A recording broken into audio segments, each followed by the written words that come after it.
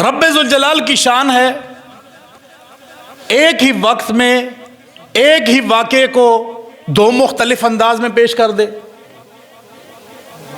کسی کے لیے وقت کو سمیٹ دے، کسی کے لیے کھول دے۔ لیکن یہاں پر یہ جو عقل والے ہیں نا، یہ فوراً انکار کر دیں گے، نہیں دیکھے نا لکھا ہوا تو ٹھیک ہے، لیکن اس کو عقل نہیں مانتی۔ یہ عقل کے خلاف ہے، یہ معتزلہ کا عقیدہ ہے۔ وہ یہ بھی کہتے ہیں کہ انسان مر جائے گا، قبر میں چلا جائے گا، حساب کتاب ہوگا۔ یہ کیسے مان لیں؟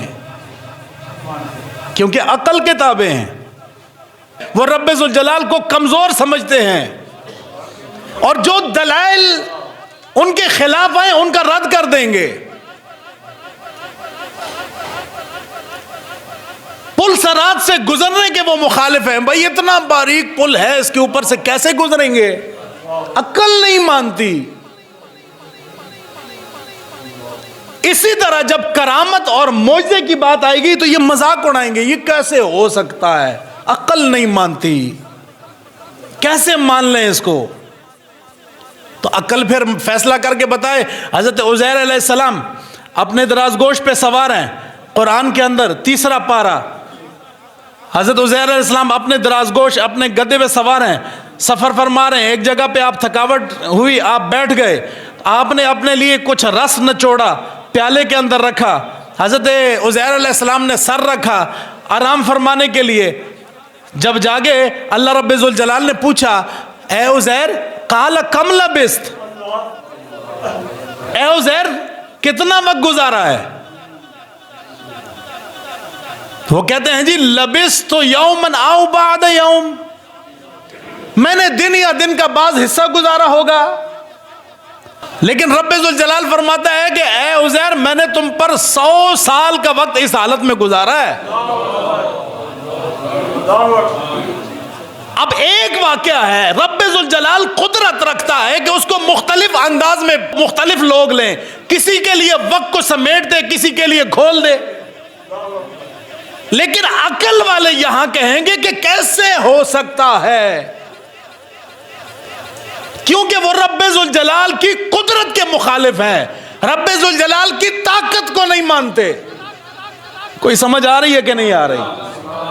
جو رب ذوالجلال پر کسی چیز کو واجب کر دے، ہم کہتے ہیں نہیں، رب ذوالجلال پر کچھ بھی واجب نہیں ہے، رب ذوالجلال کسی کا پابند نہیں ہے۔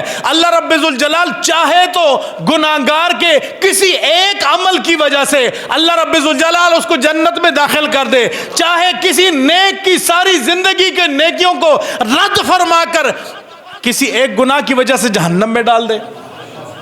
یہ رب ذوالجلال کی قدرت ہے، اس پہ احادیث گواہ ہیں۔ تو آپ وہ کہیں گے کہ نہیں، دماغ نہیں مانتا، عقل نہیں مانتی، کیسے ہو سکتا ہے؟ رب ذوالجلال نے تو ثواب دینا ہے، رب ذوالجلال پر واجب ہے۔ ہم نے کہا رب پہ کوئی چیز واجب نہیں ہے، وہ اپنی مرضی کا مالک خود ہے، وہ کسی کا پابند نہیں ہے۔ حضرت عزیر علیہ السلام نے عرض کی مولا کریم دن یا دن کا بعض حصہ گزارا ہے۔ اللہ تعالیٰ نے فرمایا ہم نے تم پر 100 سال کا وقت گزارا ہے۔ اللہ رب ذوالجلال نے فرمایا کہ ہم دلیل دیتے ہیں، جس گدے پہ سوار ہو کے، جس دراز گوش پہ سوار ہو کے آئے تھے، دیکھ لو وہ مٹی کے ساتھ مٹی ہو چکا ہے، اس کی ہڈیاں بھی گل چکی ہیں۔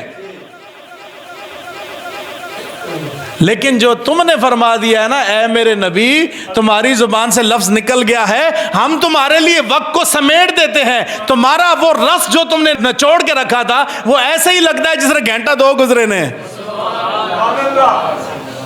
ایک ہی واقعہ ہے، 2 مختلف انداز میں ہے۔ ایک ہی واقعہ ہے، جانور کی ہڈیاں مٹی کے ساتھ مٹی ہو گئی اور رس تازہ پڑا ہے۔ یہ رب ذوالجلال کی قدرت ہے، اور رب ذوالجلال کسی کا محتاج نہیں ہے۔